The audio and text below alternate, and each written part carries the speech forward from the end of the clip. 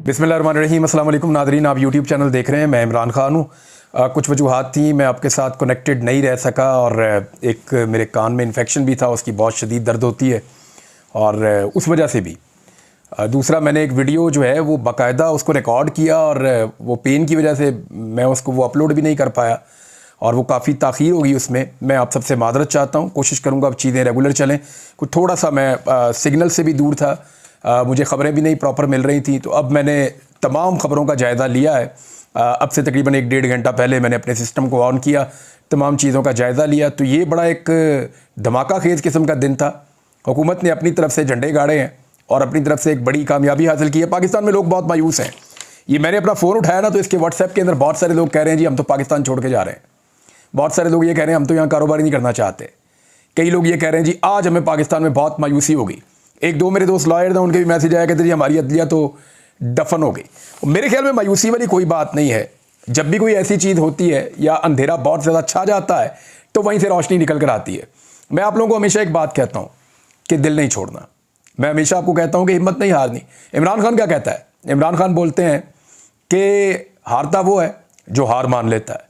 तो अगर आप हार मान रहे हैं तो फिर आप हार के मुस्तहिक हैं, और अगर आप हार नहीं मान रहे, वो ये छोटी मोटी चीज़ें हैं, ये तरमीम क्या बेचती है? कुछ भी नहीं। अभी सबसे पहले जो है वो सेनेट को इन्होंने चुना और सेनेट में तरमीम करने की कोशिश की पहले, और वहाँ पे 65 का फिगर इन्होंने बताया कि जी हमने पूरा कर लिया है। अच्छा, ये फिगर कैसे पूरा किया है? इसके अंदर दो तो बेचारे वो मेंगल साहब के सेनेटर्स हैं।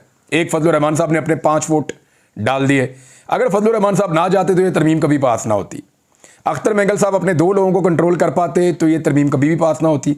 लेकिन जो कुछ किया गया वो सबके सामने है। जैसे मास्क वाले लोग उनको लेकर आ रहे हैं, जैसे सेनेटर्स को पहुंचाया जा रहा है, ये भी अपनी नौयत की एक कमाल किस्म की जो है वो तरमीम थी। इसने निज़ाम को पूरी तरह नंगा किया। इस तरमीम के लिए लोगों को अगवा किया गया, लोगों को तशद्दुद किया गया, लोगों की बहुओं को, बेटियों को, बीवियों को, उनको अगवा किया गया, उनके ऊपर तशद्दुद किया गया, उन्हें जो है वो मजबूर किया गया, बच्चों को अगवा करके उन पर टॉर्चर किया गया। प्लास के साथ साहबजादा हामिद रज़ा बता रहे थे। तो ये जो कुछ भी हुआ ये इस मुल्क का रिकॉर्ड है और रिकॉर्ड का हिस्सा बन रहा है कि पाकिस्तान की ताकतवर अशराफिया अपनी नौकरियां और अपने इक़्तिदार को बचाने के लिए किस लेवल तक गिर जाते हैं। यानी अच्छी बात है ना, हमें पता चल रहा है। अब सोचें जरा एक लम्हे के लिए, क्या 3 साल पहले हमें पता था कि ये लोग अपनी नौकरी के लिए इस लेवल तक गिर जाते हैं? जब कोई कभी कहता था तो हम कहते थे नहीं नहीं यार ये झूठ बोल रहा है। नहीं पता था ना। कभी 3 साल पहले हमें पता था कि काजी फायद ईसा जैसा एक जज आएगा जो आके रिकॉर्ड पे रिकॉर्ड लगा देगा? नहीं पता था ना। अब हमें पता है।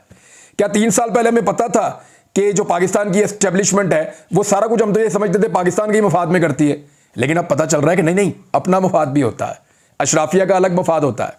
तो 3 साल पहले क्या हमें पता था कि पीपल्स पार्टी और नून लीग जो है वो अंदर से मिले हुए हैं, नूरा कुश्ती कर रहे हैं? नहीं पता था ना। अब हमें पता है।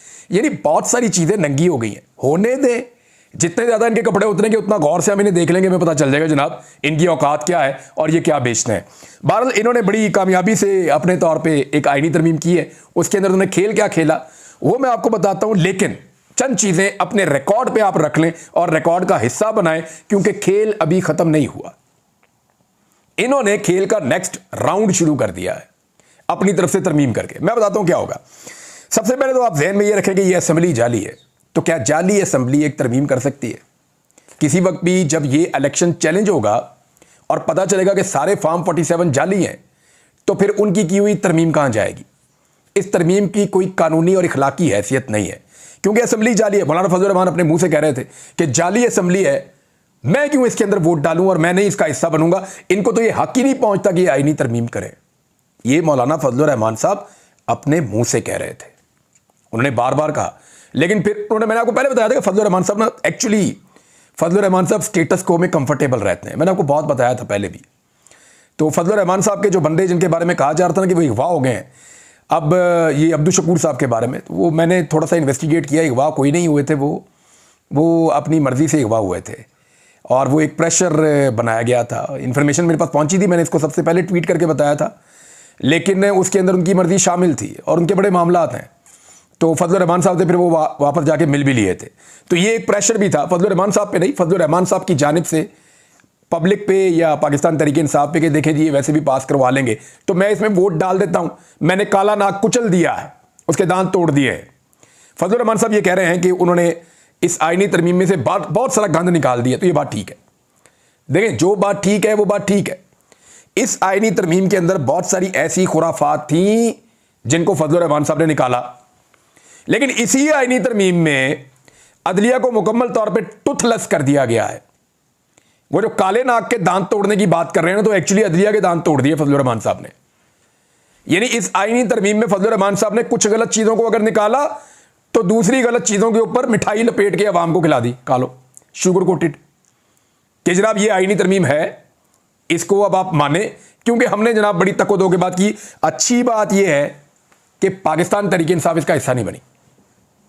यह सबसे अच्छी बात है कि इमरान खान साहब ने कहा जी मैं इस गुनाह कबीरा का हिस्सा नहीं बन रहा, I am not part of this, मैं इसका हिस्सा नहीं बनना चाहता, इसलिए कि तो असम्बली जाली है, इनका मैंडेट ही जाली है, इनके पास तो सादा अक्सरियत नहीं है, तो फिर यह कैसे मुमकिन है कि ये 2/3 अक्सरियत से आईनी तरमीम पास करवा रहे हो।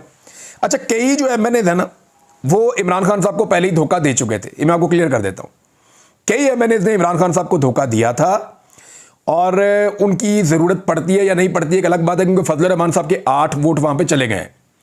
इस वक्त हुकूमत के पास 212 वोट हैं। पहले सेनेट में चले आ जाए, सेनेट में भी इमरान खान साहब के 3 सेनेटर धोखा दे चुके थे, एक खातून सेनेटर हैं, 2 मर्द हजरात हैं। ये इमरान खान साहब को धोखा दे चुके थे। इमरान खान साहब को 2 की शक्लें तो दिखा रहे हैं ना, एक खातून की दिखा रहे हैं डॉक्टर जरका की, और एक दिखा रहे हैं वो जो खैबर पख्तूनख्वा से फैसल, इनकी दिखा रहे हैं कि जनाब इन लोगों ने 2 नंबरी की है। तो ये 3 लोग मुबैना तौर पे कंप्रोमाइज हो गए थे पाकिस्तान तहरीक इंसाफ के सेनेट में। तो अब तो ये खातिर जमा रखें कि इनकी पाकिस्तान में कोई सियासत नहीं है, चाहे इन्होंने वोट डाला चाहे नहीं डाला। अब ये ना जिंदगी में दोबारा सेनेट में कभी इनको कोई पार्टी लेगी या इनको बनाएगी, खासतौर पे पाकिस्तान तहरीक इंसाफ तो नहीं बनाएगी। हालांकि इनको वादे किए गए, देखो ना फैसल वाडा भी तो सेनेटर बन गया, देखो ना मोहसिन नकवी भी तो सेनेटर बन गया, तो आपका पॉलिटिकल कैरियर कभी खत्म नहीं होगा, हम आपको फिर बनाएंगे। भाई जो पॉलिटिक्स करता है इंसान वो इज्जत के लिए करता है। अगर तो आपने पैसे कमाने के लिए की है तो ठीक है, फिर तो आपने खोला हुआ है बाजार, उसके अंदर बेचें अपने आप को, लेकिन एक्चुअली तो इज्जत कमाने के लिए करता है। तो इज्जत के लिए अब ये लोग तरसेंगे, ये जहां जाएंगे इज्जत के लिए तरसेंगे। इन्होंने वोट नहीं भी डाला ना तो ये ब्लैकमेलिंग के लिए इस्तेमाल हुए हैं। मौलाना फजलुर रहमान साहब के 2 लोग और PTI के 3 लोग ये ब्लैकमेलिंग के लिए इस्तेमाल हुए हैं। मेंगल साहब ने बड़ी कोशिश की अपने बंदों को रोकने की कि जनाब मेरे बंदे रुक जाएं, दोनों बंदे गायब कर दिए गए, लाके दोबारा उनसे वोट ले लिए गए। तो इस तरह इन्होंने 65 का फिगर पूरा कर लिया है। और फजलुर रहमान साहब का जो है मैंने किरदार आपको बताया था, वो ज़रा कंफर्टेबल रहते हैं एस्टेब्लिशमेंट के साथ या स्टेटस को के साथ। तो फजलुर रहमान साहब ने ये किया, कुछ इनको दे दिया, कुछ उनको दे दिया, कुछ उनको दे दिया। PTI को भी कह दिया कि देखिए जी मैं इतना कर सकता हूं, तो पब्लिक को भी बताया कि देखिए जी मैंने कितनी कोशिश की है। तो एक्चुअली ये अदलिया के ऊपर एक बहुत बड़ा अटैक है। इसमें हुआ क्या, ये देर में रखिए आप चीज़ें। एक तो इन्होंने जो जुडिशल कमीशन है जो जजेस की अपॉइंटमेंट करता है, उसकी फॉर्मेशन तब्दील कर दी है। पहले इसमें 9 मेंबर्स होते थे। 9 मेंबर्स के अंदर जो है वो सबसे पहले सुप्रीम कोर्ट ऑफ पाकिस्तान के 5 जजेस होते थे। उसके बाद इसमें अटॉर्नी जनरल, वजीर कानून, पाकिस्तान बार काउंसिल का एक नुमाइंदा और एक रिटायर्ड जज, ये 9 होते थे। तो ये अक्सरियत से फैसला करते थे, जज अपॉइंट हो जाते थे। अब जो है वो जजेस की अपॉइंटमेंट के हवाले से जुडिशल कमीशन में मजीद 5 बंदे शामिल करके तादाद 14 कर दी गई। ये 5 बंदे जो हैं ये पार्लियामेंट से शामिल किए गए। इसमें 2 सेनेट के और 2 कौमी असम्बली के, 4 बंदे ये शामिल कर दिए। और इसके अलावा एक अकलियत का मेंबर भी शामिल कर दिया, और वो स्पीकर बताएगा जनाब कौन सा है। तो स्पीकर बताएगा, तो स्पीकर वही बताएगा ना जिस जमात का स्पीकर होगा, हुकूमत का ही होगा ना स्पीकर, तो हुकूमत का ही नाम लेगा। तो इस तरह हुकूमत ने अपनी बड़ी ताकत हासिल कर ली है यहां पे कि जजेस कुछ भी चाहें, जितना मर्जी मेरिट के ऊपर जाएं, अगर किसी ने जज बनना है तो उसको सियासी जमातों से बेहतरीन ताल्लुकात रखने पड़ेंगे। 3 सीनियर जजेस में से ही एक जो है वो चुना जाएगा और उसको बनाया जाएगा चीफ जस्टिस ऑफ पाकिस्तान। अगर तीसरे नंबर वाला इनकार करता है तो चौथे वाला तीसरे पे आके शामिल हो जाएगा, ये भी मुमकिन है। मुझे एक दोस्त ने कहा कि ये भी हो सकता है। तो अगर याया अफरीदी साहब ने कहा जी मैं नहीं बनता, तो फिर जस्टिस अमीनुद्दीन खान साहब बन जाएंगे।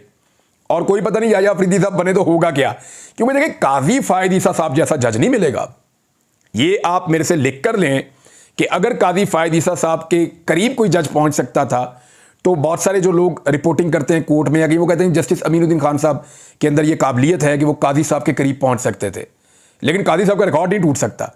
एक्चुअली जो बाकी 3 जजेज हैं टॉप के, जस्टिस मंसूर अली शाह, जस्टिस मुनीब अख्तर, इन दोनों को तो कभी भी नहीं बनाएगी हुकूमत, बहुत मुश्किल है। हाँ, मंसूर अली शाह साहब को अगर कोई बात कहीं पे आ जाए, क्योंकि वकला की तहरीक अभी चलनी है। एक बात आप जहन में रखिएगा कि जो लड़ाई पाकिस्तान तहरीक इंसाफ ने लड़ी है और बड़ी कामयाबी से बड़े लंबे अरसे तक लड़ी है, पहली मरतबा ऐसा हुआ कि मुक्तदरा के पसीने छूट गए हैं। इस आईनी तरमीम के लिए उन्होंने वो सारे हरबे इख्तियार किए जो दुश्मन मुल्क के साथ किए जाते हैं, वो सारे हरबे इख्तियार किए जो आप मकबूजा इलाके के अंदर करते हैं, वो सारा कुछ करना पड़ा इस आईनी तरमीम के लिए। तो ये इमरान खान की बहुत बड़ी कामयाबी है कि कुछ भी जमहूरी अंदाज में नहीं हो सका।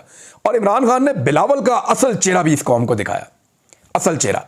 यानी बिलावल अगर जिंदगी में कभी बोले ना कि वो जमहूरी है, तो आपने इस बात पे यकीन कर लें, क्योंकि बंदा रात को ये कहेगा ये दिन है तो आप मान लेंगे ठीक है दिन है, लेकिन बिलावल बोले कि मैं जमहूरी हूं तो इसको अब नहीं मानेंगे हम। उसकी वजह यह है कि बिलावल ने सरेआम धमकियां लगाई हैं, सरेआम धमकियां लगाई हैं। और सबसे ज्यादा जोर बिलावल किस चीज पे दे रहे थे? बिलावल भी और नवाज शरीफ भी, ये दोनों लोग सबसे ज्यादा जोर मिलिट्री कोर्ट्स पे दे रहे थे ताकि इमरान खान साहब को फिक्स कर सकें। बहरहाल आज हम जरा अदालत के ऊपर रहेंगे। ये लड़ाई जो है वो अब पाकिस्तान तहरीक इंसाफ के कैंप से निकलकर ये गले पड़ गई है अदलिया के। अब जो खास तौर पे नौजवान वकला है उनके अंदर बड़ी पहले ही बेचैनी थी। उन्हें लगता था कि उनकी जो सीनियर क़यादत है वो कुछ ना कुछ करके इस सारे मामले को रोक कर रखेगी और इतना बड़ा पाकिस्तान के अंदर खराबा नहीं होने देगी अदलिया में। अब अदलिया के तो तोड़ दिए गए दांत, सो मोटो नोटिस अदलिया ले नहीं सकती, तमाम जजेस जो है उनकी कारकर्दगी रिपोर्टें जो है पार्लियामेंट में बनेंगी। ये अमेरिका में अच्छा लगता है, उसकी एक वजह है।